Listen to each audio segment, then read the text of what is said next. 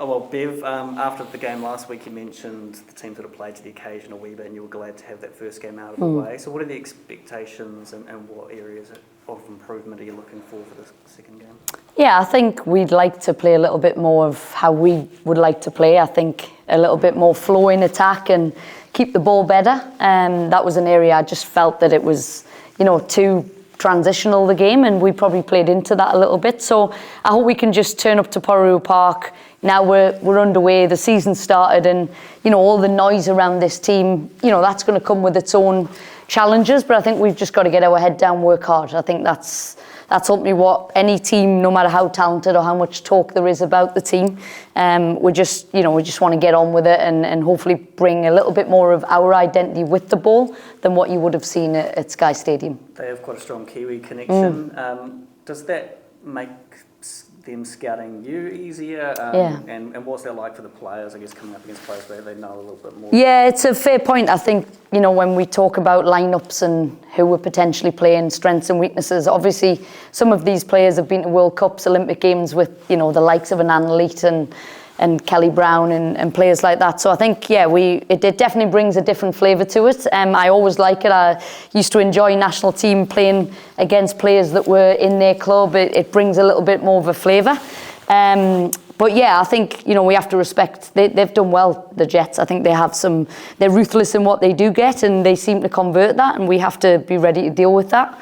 But we don't have too much on them because obviously they had their bye last weekend too. So yeah, Stephen Hoyle's pretty young in his coaching journey. I take it he's someone you probably haven't crossed paths with? No, I haven't, but I've heard great things about him. And like I say, from what I can see with the Jets, he's set them up well. And I think we might have a few more fans at Porirua Park from all around the country, which will be great. In terms of injuries, Lucia not included again. How far away is she? How long is it going to keep her up for? Yeah, I think, it's hard to say at this point. I think for sure this weekend and possibly the weekend after, then we've got the international break. And, if she doesn't make next weekend's game, that's a key window that probably we'll need to use if she doesn't go with the national team to just get her ready and up to speed again. So, we've seemed to have a little bit of niggles going around, and that's the nature of club football. But I think it's a next player up mentality. I think we've got players who are ready to step in.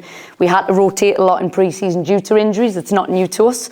I'm looking forward to seeing those who do step forward and what they can do. And Tessel came off at half-time. How's she?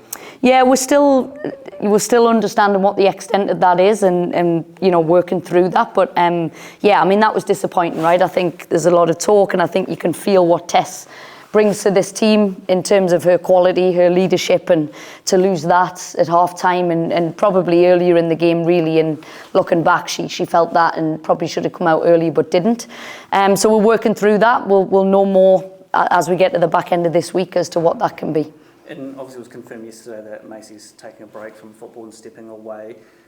Is the intention and the hope that she will be back at some stage, or is it a case of just give her all the time she needs? What can you tell us about that? Yeah, I think we've got to give her the time that she needs. I think it was incredibly brave of Macy and great from the club, to be fair, to speak about mental health. I think sometimes it can be a bit of a taboo subject, but I think using her platform in that sense, it was very brave of her to talk about that openly.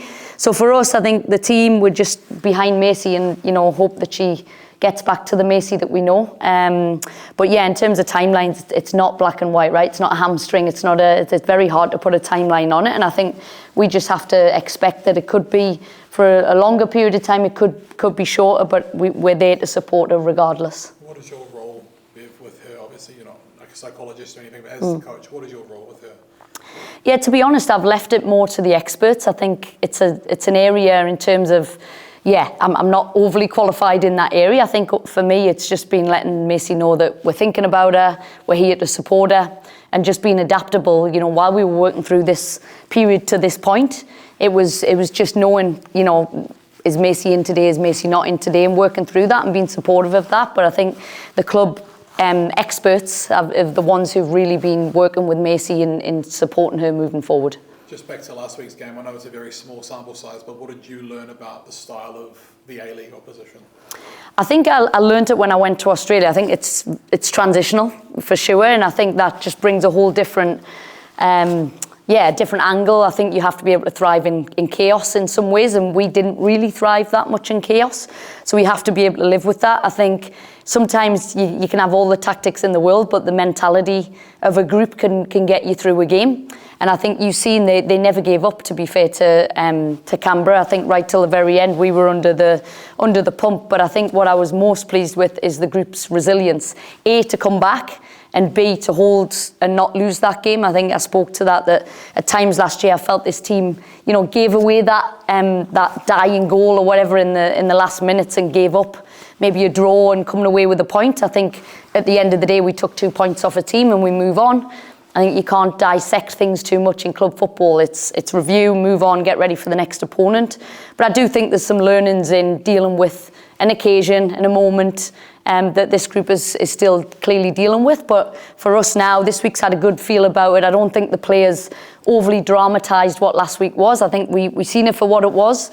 And now I just want the team to really put their best foot forward and show, a little bit more of what we're about. And do you think the Jets bring a slightly different style given the Kiwi flavour through the team? Yeah, absolutely. I think, again, I've said it before, but I think they're very clinical. That's for me, I know from pre-season, but also against Canberra. I'm not saying they have, all of the possession in the final third and create 100 shots, but what they do, they convert really, really well. They're last season as well, even before Stephen came in, I thought they were a high energy team. So we have to expect that they're going to bring energy. They're going to try and make it, uncomfortable for us early in the game.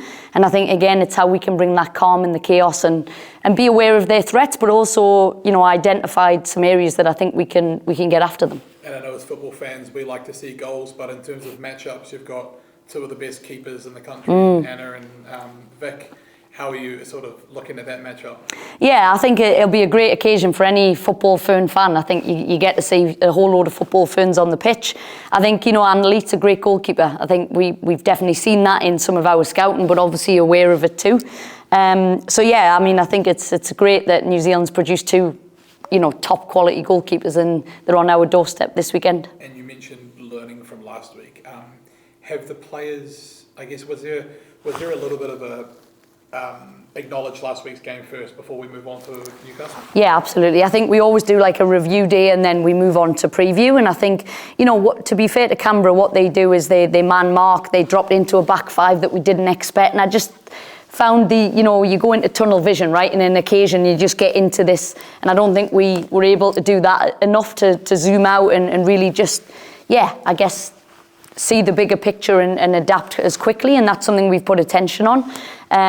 We review first us, what did we do well, how do we want to play, and then a little bit, right, how does that apply now to what the Jets can give us as an opportunity. And we spoke to you 6 or so weeks ago about your last 12 months, actually getting on the pitch, seeing the fans. How was your reception and how did you find it from the fans' point of view?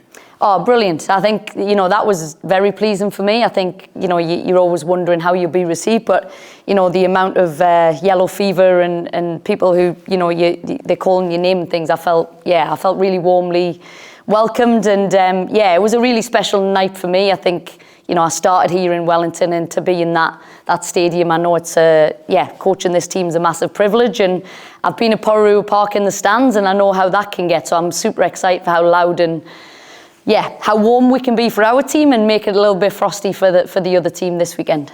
Have you decided on a captain for the We're getting there. Yeah, I'm still working through a few things. We have a captain's group that's got 5 different players in it that all step up, and to be honest, there's a lot of players in this team who don't even have to wear the armband to lead, and I think we're getting there, we're closing in. So. And we saw CJ line up in midfield, I guess with Tessa under an injury cloud, she may stay there. What do you see in her to put her in midfield? Because internationally we've always seen her as a right back. I think, there's a couple of things. I thought for CJ not played a minute yet in pre-season, that was her actual first game for this team, and so you're thrown into the fire in a big occasion with very little football minutes in your legs. She'd ran a lot, but she hadn't done a lot of football minutes. So in that respect, I think she showed her leadership, her experience. But I think for me, CJ thrives in work rate, right? And in a very transitional league, I feel like she can be the heartbeat of the team in terms of energy, regains,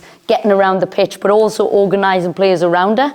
And I felt in this league, I'm not saying she'd be wasted out wide, but I think we have some really good wide players too. And I just think, I'm not saying I'm pigeonholing her in that role forever, but for me, what I've seen in the midfield, she brings some real energy and legs, and I think in this league, that's important. Just lastly on Samba, obviously we know how clinical she is, how many goals she scores. Was it sort of a case of putting an arm around her and just giving her a bit more confidence after last week, given she created so much? Yeah, and I think that's it. I think I watched the game back again. I was like, she was good. And I think what I do know is they're going to come, right? I think, yeah, from the minute she's arrived in this country, it's the Samba show. And I think with that carries a weight.